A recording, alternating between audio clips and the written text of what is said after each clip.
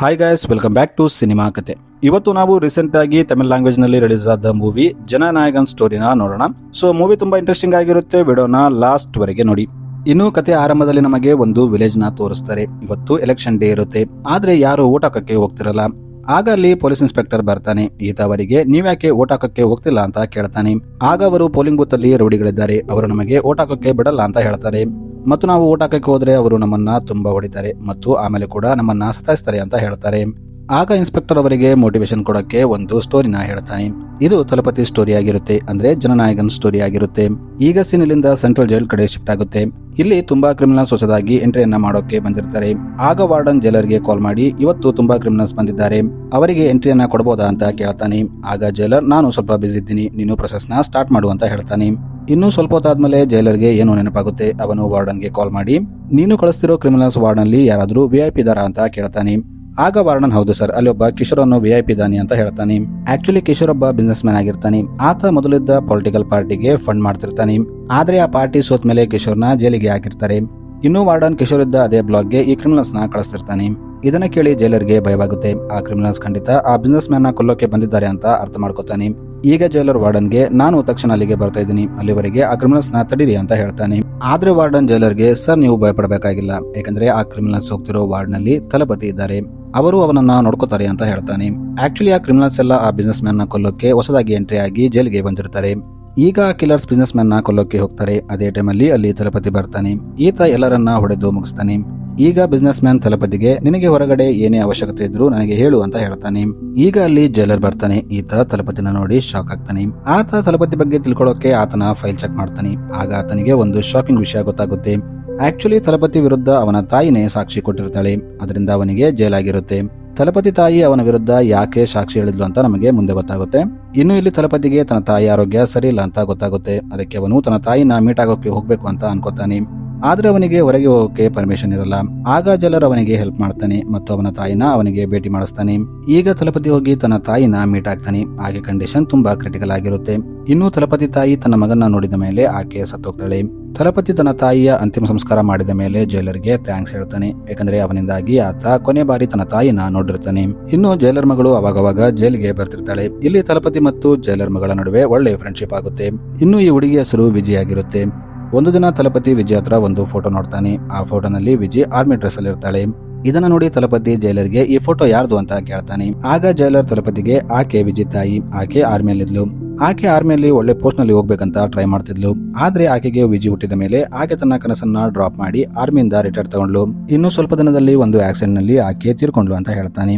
ಇನ್ನು ಆಕೆಗೆ ವಿಜಯ್ಗೆ ದೊಡ್ಡ ಆರ್ಮಿ ಆಫೀಸರ್ ಮಾಡ್ಬೇಕಂತ ತುಂಬಾ ಆಸೆ ಇತ್ತು, ಆದ್ರೆ ಆಕೆ ಆಸೆ ಈಗ ನೆರವೇರಲ್ಲ ಅಂತ ಹೇಳ್ತಾನೆ. ಇದನ್ನ ಕೇಳಿ ತಲಪತಿ ಜೈಲರ್ಗೆ ಅದು ಯಾಕೆ ಆಗಲ್ಲ ಅಂತ ಕೇಳ್ತಾನೆ. ಆಗ ಜೈಲರ್ ಒಂದು ಟ್ರೈನ್ ಕೆಳಗೆ ಬಿಸಾಕ್ತಾನೆ. ಇದನ್ನ ನೋಡಿ ವಿಜಯ್ ತುಂಬಾ ಭಯ ಪಡ್ತಾಳೆ. ಆಕೆ ತಕ್ಷಣ ಓಡಿ ತನ್ನ ತಂದೆಯನ್ನ ಹಗ್ ಮಾಡ್ಕೋತಾಳೆ. ಇನ್ನು ಆಕೆಗೆ ಉಸಿರಾಡಲು ತೊಂದರೆ ಆಗ್ತಿರುತ್ತೆ. ಇದನ್ನ ನೋಡಿ ತಲಪತಿ ಕೂಡ ತುಂಬಾ ಶಾಕ್ ಆಗ್ತಾನೆ. ಆಗ ಜೈಲರ್ ಮಾತಾಡ್ತಾ ವಿಜಯ್ ತನ್ನ ತಾಯಿಯ ಸಾವನ್ನ ನೋಡಿದ್ಲು, ಅವಾಗಿಂದ ಹೀಗೆ ಭಯಪಡ್ತಾಳೆ ಅಂತ ಹೇಳ್ತಾನೆ. ಇನ್ನು ಆಕೆ ಸಣ್ಣ ಸಣ್ಣ ವಿಷಯಕ್ಕೆ ಪ್ಯಾನಿಕ್ ಆಗ್ತಾಳೆ. ಸಣ್ಣ ಸಣ್ಣ ಸೌಂಡ್ ಆಕೆಗೆ ಆಗಲ್ಲ, ಅದಕ್ಕೆ ಆಕೆ ಮಿಲಿಟರಿಗೆ ಹೋಗಕ್ಕಾಗಲ್ಲ ಅಂತ ಹೇಳ್ತಾನೆ. ಇದನ್ನ ಕೇಳಿ ತಲಪತಿ ಕೂಡ ಬೇಜಾರಾಗ್ತಾನೆ. ಇನ್ನು ಸ್ವಲ್ಪ ದಿನ ಟೈಮ್ ಕಳೆಯುತ್ತೆ. ತಲಪತಿ ಜೈಲರ್ನ ಮೀಟ್ ಹಾಕೋಕೆ ಹೋಗ್ತಾನೆ. ಆದ್ರೆ ತುಂಬಾ ದಿನದಿಂದ ಜೈಲರ್ ಸರಿಯಾಗಿ ಜೈಲ್ಗೆ ಬರ್ತಿರಲ್ಲ. ಆಗ ತಲಪತಿಗೆ ಒಬ್ಬ ವಾರ್ಡನ್ ನಿಂದ ತಲಪತಿಗೆ ಪರ್ಮಿಷನ್ ಇಲ್ಲದಿದ್ದರೂ ಜೈಲರ್ ಅವನನ್ನ ತನ್ನ ತಾಯಿನ ಮೀಟ್ ಆಗೋಕೆ ಕೊಟ್ಟಿದ್ದಕ್ಕೆ ಅವನನ್ನ ಸಸ್ಪೆಂಡ್ ಮಾಡಿರ್ತಾರೆ. ಇದು ಗೊತ್ತಾಗಿ ತಲಪತಿ ತುಂಬಾ ಬೇಜಾರಾಗ್ತಾನೆ. ಆದ್ರೆ ಜೈಲರ್ ಹೋಗೋಕ್ಕಿಂತ ಮುಂಚೆ ಒಂದು ಒಳ್ಳೆ ಕೆಲಸ ಮಾಡಿರ್ತಾನೆ. ಆಕ್ಚುಲಿ ಅವನು ಆಗಸ್ಟ್ 15ಕ್ಕೆ ಯಾವೆಲ್ಲ ಕೈದಿಗಳು ರಿಲೀಸ್ ಆಗ್ತಾರೋ ಅದರಲ್ಲಿ ತಲಪತಿ ಹೆಸರನ್ನ ಆಡ್ ಮಾಡಿರ್ತಾನೆ. ಇದರಿಂದ ಆಗಸ್ಟ್ 15ಕ್ಕೆ ತಲಪತಿನ ರಿಲೀಸ್ ಮಾಡ್ತಾರೆ. ಅವನು ಜೈಲಿಂದ ಬಿಡುಗಡೆ ಆದ ತಕ್ಷಣ ಜೈಲರ್ನ ಹೋಗಿ ಮೀಟ್ ಆಗ್ತಾನೆ. ಇಲ್ಲಿ ವಿಜಯ್ ತಲಪತಿನ ನೋಡಿ ತುಂಬಾ ಖುಷಿ ಆಗ್ತಾಳೆ. ಈಗ ಸೀನ್ ಇಲ್ಲಿಂದ ಕಟ್ ಆಗಿ ಆಫ್ರಿಕಾದ ಒಂದು ಜೈಲನ್ನ ತೋರಿಸ್ತಾರೆ. ಇಲ್ಲಿ ಜಾನ್ ಅನ್ನೋ ಒಬ್ಬ ಕೈದಿನ ತರಲಾಗುತ್ತೆ. ಈತ ಇಂಡಿಯನ್ ಒರಿಜಿನ್ ಆಗಿರ್ತಾನೆ. ಜಾನ್ ನೋಡಿ ಅಲ್ಲಿದ್ದ ಎಲ್ಲಾ ಕೈದಿಗಳು ಅವನನ್ನ ಕೊಲ್ಲೋಕೆ ಹೋಗ್ತಿರ್ತಾರೆ, ಯಾಕಂದ್ರೆ ಜಾನ್ ಅಂದ್ರೆ ಅವರಿಗೆ ಆಗ್ತಿರಲ್ಲ.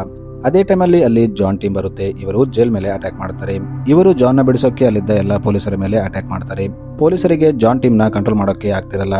ಆಗ ಜೈಲರ್ ಮೈಕಲ್ಲಿ ಕೈದಿಗಳಿಗೆ ಜಾನ್ ನ ಯಾರು ಕೊಲ್ತಾರೋ ಅವರನ್ನ ತಕ್ಷಣ ಬಿಡುಗಡೆ ಮಾಡಲಾಗುತ್ತೆ ಅಂತ ಹೇಳ್ತಾನೆ.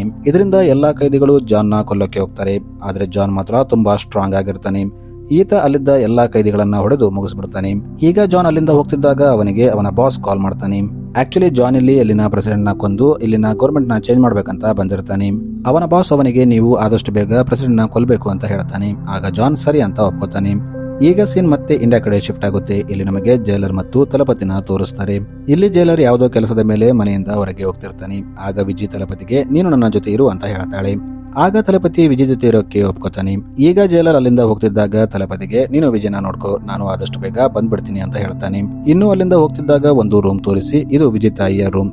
ವಿಜಯನ ಇದನ್ನ ಓಪನ್ ಮಾಡೋಕೆ ಬಿಡಬೇಡ, ಯಾಕಂದ್ರೆ ಆಕೆ ತನ್ನ ತಾಯಿಯ ಸಾಮಾನನ್ನ ನೋಡಿದ್ರೆ ಆಕೆಗೆ ಮತ್ತೆ ಪ್ಯಾನಿಕ್ ಅಟ್ಯಾಕ್ ಆಗುತ್ತೆ ಅಂತ ಹೇಳ್ತಾನೆ. ಈಗ ಜೈಲರ್ ಅಲ್ಲಿಂದ ಹೋಗ್ತಾನೆ. ಅವನು ದಾರಿಯಲ್ಲಿ ಹೋಗ್ತಿದ್ದಾಗ ಅವನ ಆಕ್ಸಿಡೆಂಟ್ ಆಗುತ್ತೆ. ಇದು ತಲಪತಿಗೆ ಗೊತ್ತಾದಾಗ ಅವನು ಜೈಲರ್ನ ಮೀಟ್ ಆಗೋಕೆ ಹಾಸ್ಪಿಟಲ್ಗೆ ಹೋಗ್ತಾನೆ. ಇಲ್ಲಿ ಜೈಲರ್ ತಲಪತಿಗೆ ನನ್ನ ಮಗಳನ್ನ ಚೆನ್ನಾಗಿ ನೋಡ್ಕೊ ಅಂತ ಹೇಳ್ತಾನೆ. ಇನ್ನು ತನ್ನ ಮಗಳನ್ನ ಆರ್ಮಿಗೆ ಕಳಿಸು ಅಂತ ಹೇಳ್ತಾನೆ. ಇಷ್ಟು ಹೇಳಿ ಜೈಲರ್ ಅಲ್ಲೇ ಸತ್ತೋಗ್ತಾನೆ. ಈಗ ವಿಜಯ್ ಜವಾಬ್ದಾರಿ ತಲಪತಿ ಮೇಲೆ ಬರುತ್ತೆ. ಈಗ ತಲಪತಿ ಆಕೆನ ತನ್ನ ಜೊತೆ ಇಟ್ಕೊಂಡು ಚೆನ್ನಾಗಿ ನೋಡ್ಕೊತಿರ್ತಾನೆ. ಈಗ ಸ್ವಲ್ಪ ಟೈಮ್ ಕಳೆಯುತ್ತೆ. ವಿಜಯ್ ಈಗ ದೊಡ್ಡವಳಾಗಿರ್ತಾಳೆ. ಈಕೆ ಕಾಲೇಜ್ನಲ್ಲಿ ಓದ್ತಿರ್ತಾಳೆ. ಇನ್ನು ಕಾಲೇಜ್ನಲ್ಲಿ ಈಕೆ ಕಾರ್ತಿಕ್ ಅನ್ನೋ ಹುಡುಗನನ್ನ ಲವ್ ಮಾಡ್ತಿರ್ತಾಳೆ. ಈಗ ಒಂದು ದಿನ ವಿಜಯ್ ಕಾಲೇಜ್ ಬಂಕ್ ಮಾಡಿ ಮೂವಿ ನೋಡಕ್ಕೆ ಹೋಗ್ತಿರ್ತಾಳೆ. ಆಕೆ ದಾರಿಯಲ್ಲಿ ಸ್ಕೂಟಿ ಮೇಲೆ ಹೋಗ್ತಿದ್ದಾಗ ಒಬ್ಬ ಇನ್ಸ್ಪೆಕ್ಟರ್ ಆಕೆನ ನೋಡ್ತಾನೆ. ಆಕೆನ ನೋಡಿ ಆತನಿಗೆ ಇಷ್ಟ ಆಗ್ಬಿಡುತ್ತೆ. ಅದಕ್ಕೆ ಆತ ಬೇಕಂತ ವಿಜಯ್ ಬೈಕ್ಗೆ ಡಿಕ್ಕಿ ಹೊಡಿತಾನೆ ಮತ್ತು ಆಕೆ ಮೇಲೆ ಬ್ಲೇಮ್ ಮಾಡ್ತಾನೆ ಮತ್ತು ಆಕೆನ ಪೊಲೀಸ್ ಸ್ಟೇಷನ್ಗೆ ಕರ್ಕೊಂಡು ಹೋಗ್ತಾನೆ. ಇನ್ನು ಇದನ್ನೆಲ್ಲ ವಿಜಯ್ ಫ್ರೆಂಡ್ ನೋಡ್ತಾಳೆ. ಆಗ ಆಕೆ ತನ್ನ ಚಿಕ್ಕಮ್ಮ ಕಾಯಲ್ಗೆ ಕಾಲ್ ಮಾಡ್ತಾಳೆ. ಕಾಯಲ್ ಒಬ್ಬ ರಿಪೋರ್ಟರ್ ಆಗಿರ್ತಾಳೆ. ಇದು ಕಾಯಲ್ಗೆ ಗೊತ್ತಾದಾಗ ಆಕೆ ಪೊಲೀಸ್ ಸ್ಟೇಷನ್ಗೆ ಕಾಲ್ ಮಾಡಿ ವಿಜಯ್ ಅಲ್ಲಿ ಬಂದ್ಲಾ ಅಂತ ಕೇಳ್ತಾಳೆ. ಆದ್ರೆ ಅವರು ಇಲ್ಲ, ಇನ್ಸ್ಪೆಕ್ಟರ್ ಮತ್ತು ವಿಜಯ್ ಇನ್ನೂ ಅಲ್ಲಿ ಬಂದಿಲ್ಲ ಅಂತ ಹೇಳ್ತಾರೆ. ಇದನ್ನ ಕೇಳಿ ಕಾಯಲ್ಗೆ ಇನ್ಸ್ಪೆಕ್ಟರ್ ಏನೋ ತಪ್ಪು ಮಾಡ್ತಿದ್ದಾನೆ ಅಂತ ಅರ್ಥವಾಗುತ್ತೆ. ಆಕೆ ಸೀದಾ ತಲಪತಿ ಹತ್ರ ಹೋಗಿ ಇದೇ ವಿಷಯ ಹೇಳ್ತಾಳೆ.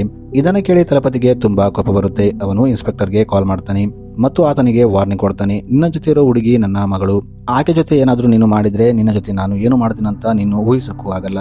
ನಿನಗೆ ಡೌಟ್ ಇದ್ರೆ ನನ್ನ ಬಗ್ಗೆ ಎನ್ಕ್ವೈರಿ ಮಾಡು ಅಂತ ಹೇಳ್ತಾನೆ. ಈಗ ಇನ್ಸ್ಪೆಕ್ಟರ್ ತಲಪತಿ ಬಗ್ಗೆ ಎನ್ಕ್ವೈರಿ ಮಾಡ್ತಾನೆ. ಆಗ ಅವನಿಗೆ ತಲಪತಿ ಪಾಸ್ಟ್ ಬಗ್ಗೆ ಗೊತ್ತಾಗುತ್ತೆ. ಇದರಿಂದ ಆತ ತುಂಬಾ ಭಯಪಡ್ತಾನೆ. ಯಾಕಂದ್ರೆ ಒಂದು ಟೈಮಲ್ಲಿ ತಲಪತಿ ಊರನ್ನೇ ನಡಗಿಸಿರ್ತಾನೆ. ಆಗ ತಲಪತಿ ಅವನಿಗೆ ನನ್ನ ಮಗಳು ಯಾವ ಮೂವಿ ನೋಡ್ಬೇಕಂತ ಇದ್ಲೋ ಆ ಮೂವಿನ ಹೋಗಿ ತೋರಿಸು ಅಂತ ಹೇಳ್ತಾನೆ ಮತ್ತು ಮೂವಿ ಮುಗಿದ ಮೇಲೆ ಸೇಫ್ ಆಗಿ ಆಕೆನ ಮನೆಗೆ ಕರ್ಕೊಂಡು ಬಾ ಅಂತ ಹೇಳ್ತಾನೆ. ಈಗ ಇನ್ಸ್ಪೆಕ್ಟರ್ ಆಕೆನ ಮೂವಿಗೆ ಕರ್ಕೊಂಡು ಹೋಗ್ತಾನೆ ಮತ್ತು ಮೂವಿ ಮುಗಿದ ಮೇಲೆ ಮನೆಗೆ ತಂದು ಬಿಡ್ತಾನೆ. ಇಲ್ಲಿ ತಲಪತಿ ಇನ್ಸ್ಪೆಕ್ಟರ್ಗೆ ಇದು ನಿನ್ನ ಮೊದಲ ತಪ್ಪಂತ ಸುಮ್ಮನೆ ಬಿಟ್ಟಿದ್ದೀನಿ, ಇದು ರಿಪೀಟ್ ಆಗಬಾರ್ದು ಅಂತ ಹೇಳ್ತಾನೆ. ಈಗ ಇನ್ಸ್ಪೆಕ್ಟರ್ ಆಯ್ತು ಅಂತ ತಲಪತಿ ಮತ್ತು ವಿಜಿಗೆ ಸಾರಿ ಕೇಳಿ ಅಲ್ಲಿಂದ ಹೋಗ್ಬಿಡ್ತಾನೆ. ಇಲ್ಲಿಂದ ಸೀನ್ ಈಗ ಪಾಕಿಸ್ತಾನಿಗೆ ಶಿಫ್ಟ್ ಆಗುತ್ತೆ. ಇಲ್ಲಿ ಪಾಕಿಸ್ತಾನ ವಾಟರ್ಸ್ ನಲ್ಲಿ ಒಂದು ಶಿಪ್ ಬರ್ತಿರುತ್ತೆ. ಅದರಲ್ಲಿ ಎಕ್ಸ್ಪ್ಲೋಷನ್ ಮತ್ತು ಗನ್ಸ್ ಇವೆ ಅಂತ ಇಂಡಿಯನ್ ನೇವಿ ಫೋರ್ಸ್ ಗೆ ಗೊತ್ತಾಗುತ್ತೆ. ಆಗ ಇವರು ಆ ಶಿಪ್ ಮೇಲೆ ಅಟ್ಯಾಕ್ ಮಾಡ್ತಾರೆ. ಆಗ ಅದರಲ್ಲಿ ಜಾನ್ ಇರ್ತಾನೆ. ಜಾನ್ ಹತ್ರ ಅಡ್ವಾನ್ಸ್ ಟೆಕ್ನಾಲಜಿಯ ಗನ್ಸ್ ಇರುತ್ತೆ. ಅದಕ್ಕೆ ಅವನು ನೇವಿ ಶಿಪ್ ಮೇಲೆ ಅಟ್ಯಾಕ್ ಮಾಡ್ತಾನೆ. ಈಗ ಜಾನ್ ಒಂದೊಂದಾಗಿ ಎಲ್ಲರನ್ನ ಮುಗಿಸ್ಬಿಡ್ತಾನೆ. ಆಮೇಲೆ ಅವನು ಗನ್ ಮತ್ತು ಎಕ್ಸ್ಪ್ಲೋಷನ್ ತಗೊಂಡು ಇಂಡಿಯಾಗೆ ಎಂಟ್ರಿ ಆಗ್ತಾನೆ. ಈಗ ಇಂಡಿಯಾದಲ್ಲಿ ಈ ನ್ಯೂಸ್ ತುಂಬಾ ವೈರಲ್ ಆಗುತ್ತೆ. ಇಂಡಿಯನ್ ನೇವಿ ಫೋರ್ಸ್ ಮೇಲೆ ಯಾರು ಅಟ್ಯಾಕ್ ಮಾಡಿದ್ರು ಅಂತ ಯಾರಿಗೂ ಗೊತ್ತಾಗಿರಲ್ಲ. ಈಗಿದ್ದ ಸಿಎಂ ಆಫೀಸರ್ಸ್ಗೆ ಇದರ ಬಗ್ಗೆ ಎನ್ಕ್ವೈರಿ ಮಾಡುವಂತೆ ಹೇಳ್ತಾನೆ. ಇದೇ ಟೈಮಲ್ಲಿ ನಮಗೆ ಅಪೋಸಿಷನ್ ಲೀಡರ್ ರಾಜಸ್ವಾಮಿನ ತೋರಿಸ್ತಾರೆ. ಈತ ಜಾನ್ ಹೋಗಿ ಮೀಟ್ ಆಗ್ತಾನೆ. ಈತ ಜಾನ್ಗೆ ನಿನ್ನ ನೆಕ್ಸ್ಟ್ ಪ್ಲಾನ್ ಏನು ಅಂತ ಕೇಳ್ತಾನೆ. ಇವನು ರಾಜಸ್ವಾಮಿಗೆ ನಾನು ಇಂಡಿಯಾನ ಡಿಸ್ಟ್ರಾಯ್ ಮಾಡ್ಬೇಕು ಅನ್ಕೊಂಡಿದ್ದೀನಿ, ಯಾಕಂದ್ರೆ ಇವರು ಡೆಮೋಕ್ರಸಿ ಅಂತ ಸಾಯ್ತಾರೆ, ಇವರಿಗೆ ಡೆಮೋಕ್ರಸಿ ಆಗ್ಬರಲ್ಲ ಅಂತ ಹೇಳ್ತಾನೆ. ಇಲ್ಲಿ ಡೆಮೋಕ್ರಸಿನ ತೆಗೆದು ಡಿಕ್ಟೇಟರ್ಶಿಪ್ ತರಬೇಕು ಅಂತ ಹೇಳ್ತಾನೆ. ಈಗ ಸೀನ್ ತಲಪತಿ ಕಡೆ ಶಿಫ್ಟ್ ಆಗುತ್ತೆ. ಈತ ವಿಜಿಗೆ ಆರ್ಮಿ ಟ್ರೈನಿಂಗ್ ಕೊಡ್ತಿರ್ತಾನೆ. ಆದ್ರೆ ವಿಜಿಗೆ ಆರ್ಮಿಯಲ್ಲಿ ಹೋಗೋದು ಇಷ್ಟ ಇರಲ್ಲ. ಆಕೆ ಆರ್ಮಿ ಅಪ್ಲಿಕೇಶನ್ ಫಾರ್ಮ್ ನು ತುಂಬ್ತಿರಲ್ಲ. ಇನ್ನು ಅಲ್ಲಿ ಈಗ ಕಾಯಲ್ ಬರ್ತಾಳೆ. ಕಾಯಲ್ ವಿಜಿನ ಇಷ್ಟಪಡ್ತಿರ್ತಾಳೆ. ಇಲ್ಲಿ ತಲಪತಿಗೆ ಒಂದು ವಿಷಯ ಗೊತ್ತಾಗುತ್ತೆ. ವಿಜಿ ಕಾಯಲ್ ಮಾತನ್ನ ತುಂಬಾ ಕೇಳ್ತಿರ್ತಾಳೆ. ಅದಕ್ಕೆ ಅವನು ಕಾಯಲ್ ಹತ್ರ ಬಂದು ನೀನು ನನಗೆ ಒಂದು ಹೆಲ್ಪ್ ಮಾಡಬೇಕು. ವಿಜಿ ಆರ್ಮಿ ಫಾರ್ಮ್ ಮೇಲೆ ಸೈನ್ ಮಾಡು ಅಂದ್ರೆ ಮಾಡ್ತಾ ಇಲ್ಲ, ನೀನು ಹೇಗಾದ್ರೂ ಮಾಡಿ ಆಕೆಗೆ ಇದರ ಮೇಲೆ ಸೈನ್ ಮಾಡಿಸು ಅಂತ ಹೇಳ್ತಾನೆ. ಇದನ್ನ ಕೇಳಿ ಕಾಯಲ್ ವಿಜಿ ಹತ್ರ ಹೋಗ್ತಾಳೆ ಮತ್ತು ನಿಮ್ಮ ಅಂಕಲ್ ಹೇಳಿದಂತೆ ನೀನು ಆರ್ಮಿಯಲ್ಲಿ ಜಾಯ್ನ್ ಆಗ್ಬೋದಲ್ಲ ಅಂತ ಹೇಳ್ತಾಳೆ. ಆದ್ರೆ ವಿಜಿ ಆಕೆಗೆ ನನಗೆ ಆರ್ಮಿಯಲ್ಲಿ ಹೋಗೋದು ಇಷ್ಟ ಇಲ್ಲ ಅಂತ ಹೇಳ್ತಾಳೆ. ಆಗ ಕಾಯಲ್ ಆಕೆಗೆ ಒಂದು ಸಜೆಷನ್ ಕೊಡ್ತಾಳೆ. ನೀನು ಒಂದು ಕೆಲಸ ಮಾಡು, ಆರ್ಮಿ ಅಪ್ಲಿಕೇಶನ್ಗೆ ಸೈನ್ ಮಾಡು, ಆದ್ರೆ ಫಿಸಿಕಲ್ ಟೆಸ್ಟ್ ನಲ್ಲಿ ಬೇಕಂತ ಫೇಲ್ ಆಗ್ಬಿಡು, ಇದರಿಂದ ನಿಮ್ಮ ಅಂಕಲ್ ಕೂಡ ಖುಷಿ ಆಗ್ತಾನೆ, ನೀನು ಕೂಡ ಆರ್ಮಿಗೆ ಹೋಗೋ ಆಗಿರಲ್ಲ ಅಂತ ಹೇಳ್ತಾಳೆ. ಇದನ್ನ ಕೇಳಿ ವಿಜಿ ತುಂಬಾ ಖುಷಿ ಆಗ್ತಾಳೆ. ಆಕೆ ಆರ್ಮಿ ಫಾರ್ಮ್ ಮೇಲೆ ಸೈನ್ ಮಾಡ್ತಾಳೆ. ಹೀಗಿದ್ದಾಗ ಒಂದು ದಿನ ವಿಜಿ ಮತ್ತು ತಲಪತಿ ಮಾರ್ಕೆಟ್ ನಲ್ಲಿ ಇರ್ತಾರೆ. ಆಗ ಆಕೆಯಲ್ಲಿ ಒಂದು ರೆಡ್ ಟೆಡಿಬೇರ್ ನೋಡ್ತಾಳೆ. ಇದನ್ನ ನೋಡಿ ವಿಜಿ ತುಂಬಾ ಪ್ಯಾನಿಕ್ ಆಗ್ತಾಳೆ. ತಲಪತಿಗೆ ಏನು ಅರ್ಥ ಆಗಲ್ಲ. ಆಕೆ ಟೆಡಿಬೇರ್ ನ ನೋಡಿ ಯಾಕೆ ಭಯಪಡ್ತಿದ್ದಾಳೆ ಅಂತ ಅನಿಸುತ್ತೆ.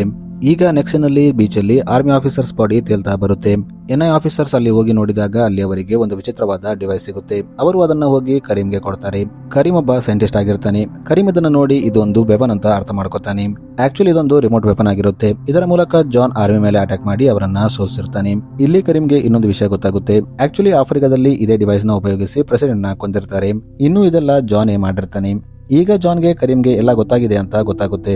ಇನ್ನು ಕರೀಂ ಅದನ್ನೆಲ್ಲ ಒಂದು ಡಿವೈಸ್ ನಲ್ಲಿ ಸ್ಟೋರ್ ಮಾಡಿ ಇಟ್ಟಿರ್ತಾನೆ. ಅವನು ಅದನ್ನ ಸಿಎಂ ಗೆ ಕೊಡ್ಬೇಕಂತ ಹೋಗ್ತಿರ್ತಾನೆ. ಅದೇ ಟೈಮಲ್ಲಿ ಅಲ್ಲಿ ಜಾನ್ ಕಡೆಯವರು ಅವನ ಮೇಲೆ ಅಟ್ಯಾಕ್ ಮಾಡ್ತಾರೆ. ಆದ್ರೆ ಕರೀಂ ಹತ್ರ ಅಡ್ವಾನ್ಸ್ ಟೆಕ್ನಾಲಜಿ ಇರುತ್ತೆ. ಅವನು ಅವರ ಜೊತೆ ಫೈಟ್ ಮಾಡಿ ಅಲ್ಲಿಂದ ಓಡೋಗ್ತಾನೆ.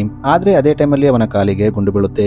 ಇನ್ನು ಕರೀಂ ಕಾಲಿಗೆ ಗುಂಡು ಬಿದ್ದಿದ್ದರಿಂದ ಅವನು ಸಿಎಂ ಹತ್ರ ಹೋಗಕ್ಕಾಗಲ್ಲ. ಸಿಎಂ ಒಂದು ಕಡೆ ಪ್ರೆಸ್ ಕಾನ್ಫರೆನ್ಸ್ ಮಾಡ್ತಿರ್ತಾರೆ. ಆಗ ಅಲ್ಲಿ ಕರೀಂ ವಿಜಯ್ನ ನೋಡ್ತಾನೆ. ಆತ ವಿಜಯ್ಗೆ ಆ ಫೈಲ್ ನ ಕೊಟ್ಟು ಇದನ್ನ ಹೋಗಿ ಸಿಎಂಗೆ ಕೊಡು ಅಂತ ಹೇಳ್ತಾನೆ.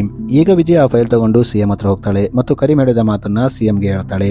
ಈ ಫೈಲ್ ನಲ್ಲಿರೋ ಇನ್ಫಾರ್ಮೇಶನ್ ಇಂದ ನೀವು ನಿಮ್ಮ ಗೌರ್ಮೆಂಟ್ ನ ಕಾಪಾಡ್ಕೋಬಹುದು ಅಂತ ಹೇಳ್ತಾಳೆ.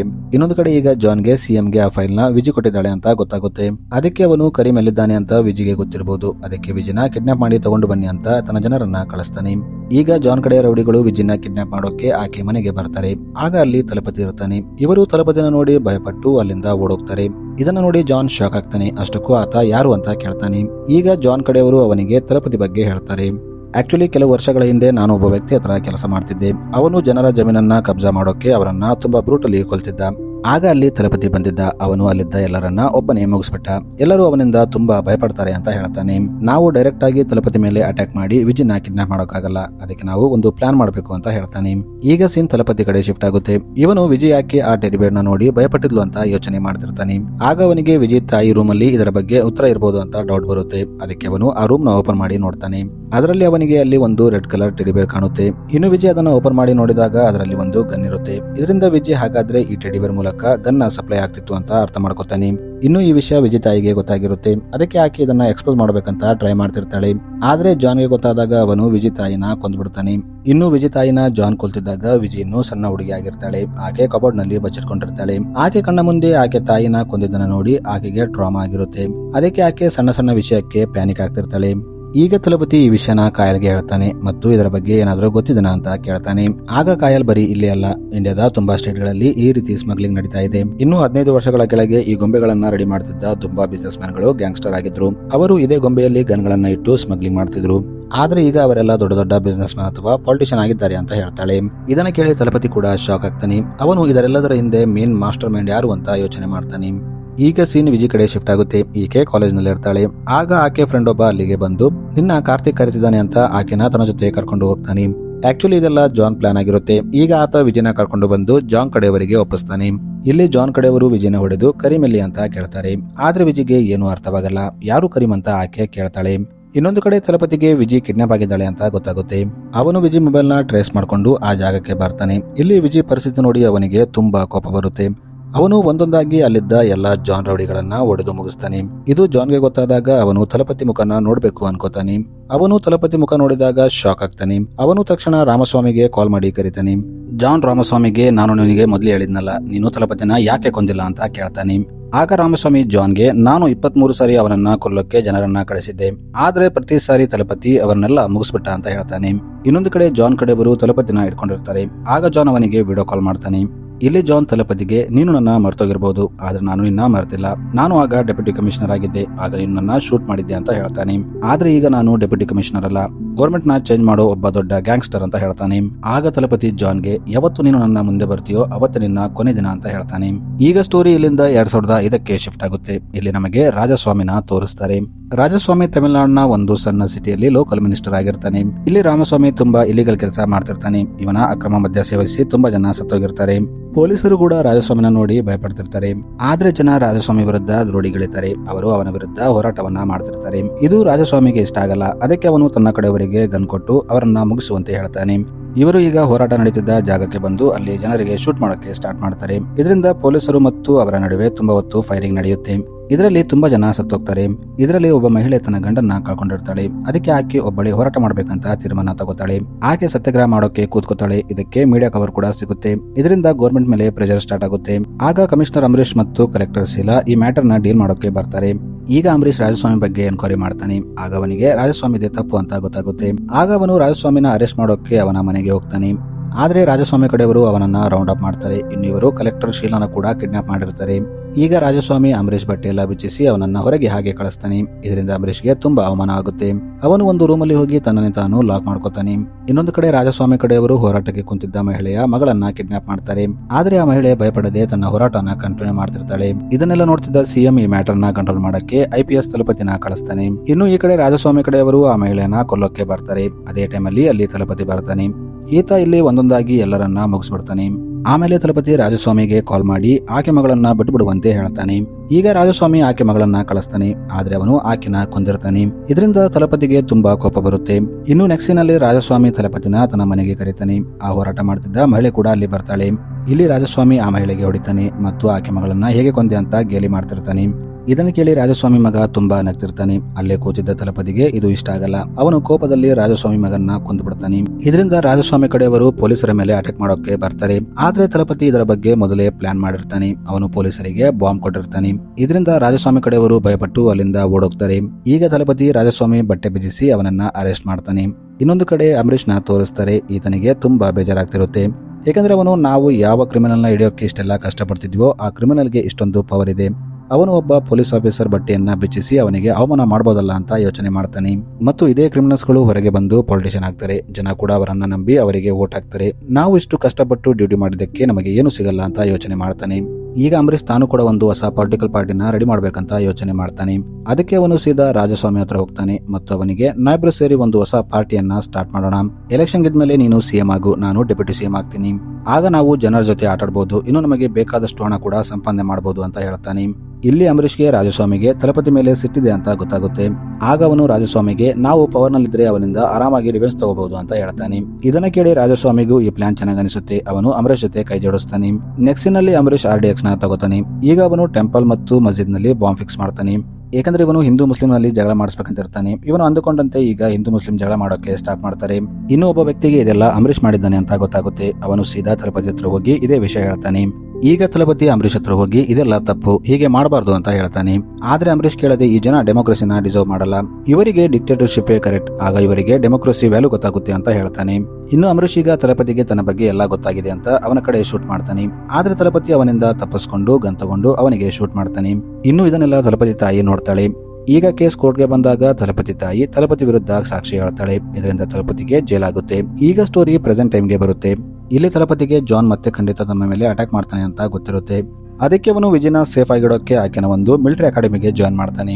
ಈಗ ಕಾಯಲ್ ಜಾನ್ ಟೆಡಿಬೇರ್ ನಲ್ಲಿ ಗನ್ಸ್ ಇಟ್ಟು ಎಲ್ಲಿಗೆಲ್ಲ ಕಳಿಸಿದ್ದಾನೆ ಅಂತ ಸರ್ಚ್ ಮಾಡ್ತಾಳೆ. ಈ ಕಡೆ ಜಾನ್ ತಲಪತಿ ಮತ್ತು ವಿಜಿನ ಹುಡುಕ್ತಿರ್ತಾನೆ. ಆದ್ರೆ ಅವನಿಗೆ ಅವರು ಎಲ್ಲಿ ಸಿಗ್ತಿರಲ್ಲ. ಆಗ ಅವನಿಗೆ ತಲಪತಿ ತನ್ನ ಊರಿಗೆ ಹೋಗಿದ್ದಾನೆ ಅಂತ ಡೌಟ್ ಬರುತ್ತೆ. ಅದಕ್ಕೆ ಅವನು ರಾಜಸ್ವಾಮಿಗೆ ನೀನು ತಲಪತಿ ಊರಿಗೆ ಹೋಗು ಅಂತ ಹೇಳ್ತಾನೆ. ಈಗ ರಾಜಸ್ವಾಮಿ ತಲಪತಿ ಊರಿಗೆ ಹೋದಾಗ ಅಲ್ಲಿ ತಲಪತಿ ಕಡೆಯವರು ರಾಜಸ್ವಾಮಿನ ಕಿಡ್ನಾಪ್ ಮಾಡ್ತಾರೆ. ಇಲ್ಲಿ ತಲಪತಿ ರಾಮಸ್ವಾಮಿಗೆ ಭಯಪಡಿಸಿ ಅವನಿಗೆ ಜಾನ್ ಪ್ಲಾನಿಂಗ್ ಏನು ಅಂತ ಕೇಳ್ತಾನೆ. ಆಗ ರಾಜಸ್ವಾಮಿ ಅವನಿಗೆ ಜಾನ್ ಪ್ಲಾನ್ ನ ಹೇಳ್ತಾನೆ. ಆಕ್ಚುಲಿ ತಲಪತಿ ಅಂಬರೀಷ್ ಬಗ್ಗೆ ಎವಿಡೆನ್ಸ್ ಎಲ್ಲ ಪೊಲೀಸರಿಗೆ ಕೊಟ್ಟಾಗ ಅಂಬರೀಷ್ಗೆ ತಾನು ಇಲ್ಲಿಗ ಇರೋಕ್ಕಾಗಲ್ಲ ಅಂತ ಗೊತ್ತಾಗಿರುತ್ತೆ. ಅದಕ್ಕೆ ಅವನು ತಾನು ಸತ್ತೋಗಿರೋ ತರ ನಾಟಕ ಮಾಡಿ ಅಲ್ಲಿಂದ ಆಫ್ರಿಕಾ ದೇಶಕ್ಕೆ ಓಡೋಗಿರ್ತಾನೆ. ಇದಕ್ಕೆ ಅವನಿಗೆ ರಾಮಸ್ವಾಮಿ ಹೆಲ್ಪ್ ಮಾಡಿರ್ತಾನೆ. ಇನ್ನು ಅದೇ ಟೈಮಲ್ಲಿ ಆಫ್ರಿಕಾ ದೇಶದಲ್ಲಿ ಸಿವಿಲ್ ವಾರ್ ನಡೀತಿರುತ್ತೆ. ಅಂಬರೀಷ್ ಇದನ್ನ ಎನ್ಕ್ಯಾಶ್ ಮಾಡ್ಕೋತಾನೆ. ಯಾಕಂದ್ರೆ ವಿದೇಶ ಕಂಪನಿಗಳು ಆಫ್ರಿಕಾ ದೇಶದಲ್ಲಿ ತಮ್ಮ ಬಿಸ್ನೆಸ್ ನ ಮಾಡ್ಬೇಕು ಅನ್ಕೊಂಡಿರ್ತಾರೆ. ಆದ್ರೆ ಅಲ್ಲಿನ ಲೋಕಲ್ ಗೌರ್ಮೆಂಟ್ ಅದನ್ನ ತಡೀತಿರುತ್ತೆ. ಏಕೆಂದ್ರೆ ಆ ಪ್ರಾಜೆಕ್ಟ್ ಎಲ್ಲ ಆಫ್ರಿಕಾ ದೇಶದ ವಿರುದ್ಧ ಇರುತ್ತೆ. ಆಗ ಅಂಬರೀಷ್ ಆ ಕಂಪನಿಗಳ ಜೊತೆ ಕೈ ಜೋಡಿಸಿ ಅಲ್ಲಿನ ಗೌರ್ಮೆಂಟ್ ನ ಚೇಂಜ್ ಮಾಡೋಕೆ ಹೆಲ್ಪ್ ಮಾಡ್ತಾನೆ. ಆಗ ಅವನಿಗೆ ಆ ಕಂಪನಿ ಕಡೆಯಿಂದ ತುಂಬಾ ಹಣ ಸಿಕ್ಕಿರುತ್ತೆ. ಆಗಿಂದ ಅಂಬರೀಷ್ ಜಾನ್ ಆಗಿ ಚೇಂಜ್ ಆಗಿರ್ತಾನೆ. ಈಗ ರಾಜಸ್ವಾಮಿ ತಲಪತಿಗೆ ಈಗ ಅವನು ಇಂಡಿಯಾ ಮೇಲೆ ಅಟ್ಯಾಕ್ ಮಾಡ್ತಾನೆ. ಆದ್ರೆ ಅವನು ಡೈರೆಕ್ಟ್ ಆಗಿ ಅಟ್ಯಾಕ್ ಮಾಡಲ್ಲ. ಅವನು ಇಲ್ಲಿನ ಜನರ ಎಮೋಷನ್ ನ ಕಂಟ್ರೋಲ್ ಮಾಡಿ ಅವರನ್ನ ದಂಗೆ ಏಳುವಂತೆ ಮಾಡ್ತಾನೆ. ಇಲ್ಲಿನ ಜನ ತುಂಬಾ ಫೂಲ್ಸ್ ಆಗಿದ್ದಾರೆ. ಅವರು ಕ್ಯಾಸ್ಟ್ ಮತ್ತು ರಿಲಿಜನ್ ಮೇಲೆ ಆರಾಮಾಗಿ ದಂಗೆ ಹೇಳ್ತಾರೆ. ಇನ್ನು ಇಂಥ ಟೈಮಲ್ಲಿ ಅವರ ಕೈಗೆ ಗನ್ ಸಿಕ್ಕರೆ ಅವರು ಒಬ್ಬರಿಗೊಬ್ಬರು ಹೊಡೆದಾಡ್ಕೊಂಡು ಸಾಯ್ತಾರೆ. ಇದೇ ಜಾನ್ ಪ್ಲಾನ್ ಅಂತ ಹೇಳ್ತಾನೆ. ಈಗ ಜಾನ್ ಪ್ಲಾನ್ ಪ್ರಕಾರ ಅವನು ಮಸ್ಜಿದ್, ಚರ್ಚ್ ಮತ್ತು ಮಂದಿರಗಳಲ್ಲಿ ಬಾಂಬ್ ನ ಫಿಕ್ಸ್ ಮಾಡ್ತಾನೆ. ಇದರಿಂದ ಜನ ಬೇರೆ ಕ್ಯಾಸ್ಟ್ ನವರು ತಮ್ಮ ಮೇಲೆ ಅಟ್ಯಾಕ್ ಮಾಡಿದ್ದಾರೆ ಅಂತ ತಿಳ್ಕೊಂಡು ಒಬ್ಬರಿಗೊಬ್ಬರು ಫೈಟ್ ಮಾಡೋಕೆ ಸ್ಟಾರ್ಟ್ ಮಾಡ್ತಾರೆ. ಇನ್ನು ಜಾನ್ ಸಿಎಂ ನ ಕೂಡ ಕಿಡ್ನಾಪ್ ಮಾಡ್ತಾನೆ. ಇನ್ನು ಸಿಎಂ ಅಸಿಸ್ಟೆಂಟ್ ಅದೇ ಶೀಲಾ ಆಗಿರ್ತಾಳೆ. ಜಾನ್ ಶೀಲಾಗೆ ನೀನು ಎಲ್ಲಾ ಪೊಲಿಟಿಷಿಯನ್ ನ ಬಂದ್ ಮಾಡು, ಇಲ್ಲಾಂದ್ರೆ ನಾನು ಸಿಎಂ ನ ಸಾಯಿಸ್ಬಿಡ್ತೀನಿ ಅಂತ ಹೇಳ್ತಾನೆ. ಈಗ ಶೀಲಾ ಹಾಗೆ ಮಾಡ್ತಾಳೆ. ಆಗ ತಲಪತಿ ಎಲ್ಲರಿಗೆ ಗನ್ಸ್ ಕೊಡೋಕೆ ಸ್ಟಾರ್ಟ್ ಮಾಡ್ತಾನೆ. ಅವನು ಡ್ರೋನ್ಸ್ ಮೂಲಕ ಅವರಿಗೆ ಗನ್ ಸಪ್ಲೈ ಮಾಡ್ತಿರ್ತಾನೆ. ಇನ್ನು ಇದೆಲ್ಲದರಲ್ಲಿ ಅವನಿಗೆ ಇನ್ಸ್ಪೆಕ್ಟರ್ ಸುರೇಶ್ ಕೂಡ ಹೆಲ್ಪ್ ಮಾಡ್ತಿರ್ತಾನೆ. ಈಗ ತಲಪತಿಗೆ ಸುರೇಶ್ ಬಗ್ಗೆ ಗೊತ್ತಾಗುತ್ತೆ. ಅವನು ಸುರೇಶ್ ನ ಕಿಡ್ನಾಪ್ ಮಾಡ್ತಾನೆ ಮತ್ತು ತಲಪತಿ ಸುರೇಶ್ಗೆ ಹೊಡೆದು ಜಾನ್ ಪ್ಲಾನ್ ಏನು ಅಂತ ಕೇಳ್ತಾನೆ. ಆಗ ಸುರೇಶ್ ತಲಪತಿಗೆ ಕರೀಂ ನ ಜಾನ್ ಕಿಡ್ನಾಪ್ ಮಾಡಿದ್ದಾನೆ. ಯಾಕಂದ್ರೆ ಕರೀಂ ಹತ್ರ ಅಡ್ವಾನ್ಸ್ ಟೆಕ್ನಾಲಜಿಯ ವೆಪನ್ಸ್ ಇವೆ. ಅವನು ಅದರಿಂದ ವಿಧ್ವಂಸವನ್ನ ಸೃಷ್ಟಿ ಮಾಡಬೇಕು ಅನ್ಕೊಂಡಿದ್ದಾನೆ ಅಂತ ಹೇಳ್ತಾನೆ. ಆಗ ತಲಪತಿ ಸುರೇಶ್ಗೆ ಜಾನ್ ಕರೀಂ ನ ಎಲ್ಲಿಟ್ಟಿದ್ದಾನೆ ಅಂತ ಕೇಳ್ತಾನೆ. ಆಗ ಸುರೇಶ್ ಕರೀಂ ಇರೋ ಲೊಕೇಶನ್ ನ ಹೇಳ್ತಾನೆ. ಈಗ ತಲಪತಿ ಸುರೇಶ್ ನ ಕೊಂದ್ಬಿಡ್ತಾನೆ. ಈಗ ತಲಪತಿ ಅಲ್ಲಿಂದ ಕರೀಂ ಹತ್ರ ಹೋಗ್ತಾನೆ ಮತ್ತು ಅವನಿಗೆ ವಿಜಿ ಫೋಟೋ ತೋರಿಸಿ ನೀನ್ ಏಕೆಗೆ ಫೈಲ್ ಕೊಟ್ಟಿದ್ಯಾ ಅಂತ ಕೇಳ್ತಾನೆ. ಆಗ ಕರೀಂ ಹೌದು, ಅದು ಜಾನ್ ಕೈಗೆ ಸಿಗಬಾರ್ದು, ಇಲ್ಲಾಂದ್ರೆ ಅವನು ಎಲ್ಲವನ್ನ ಧ್ವಂಸ ಮಾಡ್ಬಿಡ್ತಾನೆ ಅಂತ ಹೇಳ್ತಾನೆ. ಈಗ ಕರೀಂ ತಲಪತಿಗೆ ತನ್ನ ಅಡ್ವಾನ್ಸ್ ವೆಪನ್ಸ್ ಎಲ್ಲ ಎಲ್ಲಿದ್ದಾವೆ ಅಂತ ಅದರ ಲೊಕೇಶನ್ ಹೇಳ್ತಾನೆ. ಈಗ ತಲಪತಿ ಕರೀಂ ಹೇಳಿದ ಲೊಕೇಶನ್ಗೆ ಹೋಗ್ತಾನೆ. ಇಲ್ಲಿ ಬಂದು ನೋಡಿದಾಗ ಅವರು ಕರೀಂ ರೆಡಿ ಮಾಡಿದ ಎಲ್ಲ ಅಡ್ವಾನ್ಸ್ ವೆಪನ್ಸ್ ಇರುತ್ತೆ. ಈಗ ತಲಪತಿ ಆ ವೆಪನ್ಸ್ ನ ತಗೊಂಡು ಜಾನ್ ನ ಮುಗಿಸಕ್ಕೆ ಹೋಗ್ತಾನೆ. ಅವನು ತನ್ನ ಜೊತೆ ವಿಜಿನ ಕೂಡ ಕರ್ಕೋತಾನೆ. ಯಾಕಂದ್ರೆ ಅವನು ವಿಜಿಯಲ್ಲಿದ್ದ ಭಯನ ತೆಗಿಬೇಕಂತ ಇರ್ತಾನೆ. ಇನ್ನು ತಲಪತಿ ಅಲ್ಲಿಂದ ಜಾನ್ ಮೇಲೆ ಅಟ್ಯಾಕ್ ಮಾಡೋಕೆ ಬಂದಾಗ ಜಾನ್ ತಲಪತಿ ಮೇಲೆ ಅಟ್ಯಾಕ್ ಮಾಡೋಕೆ ಡ್ರೋನ್ಸ್ ನ ಕಳಿಸ್ತಾನೆ. ಆದರೆ ಕರೀಂ ಕಡೆಯವರು ಆ ಡ್ರೋನ್ ನ ಹ್ಯಾಕ್ ಮಾಡಿರ್ತಾರೆ. ಅದಕ್ಕೆ ಅವರು ಒಬ್ಬರ ಮೇಲೆ ಒಬ್ಬರು ಅಟ್ಯಾಕ್ ಮಾಡಿಕೊಂಡು ಎಲ್ಲ ಬ್ಲಾಸ್ಟ್ ಆಗುತ್ತೆ. ಈಗ ತಲಪತಿ ಜಾನ್ ಸಿಎಂ ನೆಟ್ಟಿದ್ದ ಜಾಗಕ್ಕೆ ಬರ್ತಾನೆ. ಅವನು ಇಲ್ಲಿ ಸಿಎಂ ನ ಗನ್ ಪಾಯಿಂಟ್ ನಲ್ಲಿ ತಗೊಂಡು ವಿಜಯ್ ನಿನಗೆ ಫೈಲ್ ಕೊಟ್ಟಾಗ ನೀನ್ ಯಾಕೆ ಅದನ್ನ ಜಾನ್ಗೆ ಹೇಳಿದೆ ಅಂತ ಹೇಳ್ತಾನೆ. ಆದ್ರೆ ಸಿಎಂ ಅದನ್ನ ನಾನು ಯಾರಿಗೂ ಹೇಳಿಲ್ಲ, ಅದನ್ನ ನಾನು ನನ್ನ ಸೆಕ್ರೆಟರಿಗೆ ಸೇಫ್ ಆಗಿಡೋಕೆ ಕೊಟ್ಟಿದ್ದೆ ಅಂತ ಹೇಳ್ತಾನೆ. ಇದನ್ನ ಕೇಳಿ ಜಾನ್ ನಗೋಕೆ ಸ್ಟಾರ್ಟ್ ಮಾಡ್ತಾನೆ. ಯಾಕಂದ್ರೆ CM assistant Sheela John girlfriend ಆಗಿರ್ತಾಳೆ. ಇವರಿಬ್ಬರು ಒಟ್ಟಿಗೆ ಪೊಲೀಸ್ ಫೋರ್ಸ್ ನ ಜಾಯಿನ್ ಮಾಡಿರ್ತಾರೆ. ಇವರು ದೇಶಕ್ಕಾಗಿ ಏನಾದ್ರೂ ಮಾಡಬೇಕು ಅಂತ ಇರ್ತಾರೆ. ಆದ್ರೆ ಅವರಿಗೆ ಅತಿ ಬೇಗ ಈ ದೇಶದಲ್ಲಿ ಒಳ್ಳೇದು ಮಾಡೋಕೆ ಆಗಲ್ಲ ಅಂತ ಅರ್ಥವಾಗಿರುತ್ತೆ. ಅದಕ್ಕೆ ಅವರು ಕೆಟ್ಟ ದಾರಿಯನ್ನ ಹಿಡಿದಿರ್ತಾರೆ. ಈಗ ತಲಪತಿ ಜಾನ್ ಜೊತೆ ಫೈಟ್ ಮಾಡೋಕೆ ಸ್ಟಾರ್ಟ್ ಮಾಡ್ತಾನೆ. ಅವರು ಫೈಟ್ ಮಾಡ್ತಿದ್ದಾಗ ವಿಜಯ್ ಜಾನ್ ನ ನೋಡ್ತಾಳೆ. ಆಗ ಆಕೆಗೆ ತನ್ನ ತಾಯಿನ ಕೊಂದಿದ್ದು ಜಾನ್ ಅಂತ ನೆನಪಾಗುತ್ತೆ. ಆಗ ಆಕೆ ಕೋಪದಲ್ಲಿ ಜಾನ್ ಜೊತೆ ಫೈಟ್ ಮಾಡೋಕೆ ಸ್ಟಾರ್ಟ್ ಮಾಡ್ತಾಳೆ. ಇನ್ನೊಂದು ಕಡೆ ಶೀಲಾ ಜಾನ್ ನ ಕಾಪಾಡೋಕೆ ಹೆಲಿಕಾಪ್ಟರ್ ನಲ್ಲಿ ಬರ್ತಿರ್ತಾಳೆ. ಆಗ ತಲಪತಿ ರಾಕೆಟ್ ಲಾಂಚರ್ ತಗೊಂಡು ಹೆಲಿಕಾಪ್ಟರ್ ನ ಬ್ಲಾಸ್ಟ್ ಮಾಡ್ತಾನೆ. ಇನ್ನು ಈಗ ತಲಪತಿ ಮತ್ತು ವಿಜಯ್ ಸೇರಿ ಜಾನ್ ನ ಕೂಡ ಕೊಂದ್ಬಿಡ್ತಾರೆ. ಈಗ ಸ್ಟೋರಿ ಇಲ್ಲಿಂದ ಮೂವಿ ಸ್ಟಾರ್ಟಿಂಗ್ ನಲ್ಲಿ ತೋರಿಸಿದ ವಿಲೇಜ್ ಗೆ ಬರುತ್ತೆ. ಇಲ್ಲಿ ಆ ಇನ್ಸ್ಪೆಕ್ಟರ್ ತಲಪತಿ ಸ್ಟೋರಿನ ಇವರಿಗೆ ಹೇಳ್ತಿರ್ತಾನೆ. ಈತ ಅವರಿಗೆ ಒಬ್ಬನೇ ವ್ಯಕ್ತಿ ಡೆಮೋಕ್ರಸಿನ ಕಾಪಾಡೋಕೆ ಇಷ್ಟೆಲ್ಲ ಕಷ್ಟಪಟ್ಟಿದ್ದಾನೆ. ಈಗ ನೀವು ಡೆಮೋಕ್ರಸಿನ ಕಾಪಾಡಿಲ್ಲ ಅಂದ್ರೆ ಮುಂದೆ ಹೋಗಿ ನಿಮಗೆ ಮತ್ತು ನಿಮ್ಮ ಮಕ್ಕಳಿಗೆ ಪ್ರಾಬ್ಲಮ್ ಆಗುತ್ತೆ. ಅದಕ್ಕೆ ನೀವು ವೋಟ್ ಖಂಡಿತ ಮಾಡಲೇಬೇಕು ಅಂತ ಹೇಳ್ತಾನೆ. ಇದನ್ನ ಕೇಳಿ ಜನರಲ್ಲೂ ಕೂಡ ಧೈರ್ಯ ಬರುತ್ತೆ. ಅವರು ರೌಡಿಗಳಿಗೆ ಅಂಜದೆ ವೋಟ್ ಹಾಕೋಕೆ ಹೋಗ್ತಾರೆ. ಈಗ ಅವರು ಪೋಲಿಂಗ್ ಬೂತ್ ಗೆ ಬಂದು ತಮಗೆ ಯಾರು ಇಷ್ಟದಾರೋ ಅವರಿಗೆ ವೋಟ್ ಹಾಕ್ತಾರೆ. ಸೊ ಮೂವಿ ಇಲ್ಲಿಗೆ ಎಂಡ್ ಆಗುತ್ತೆ. Thanks for watching.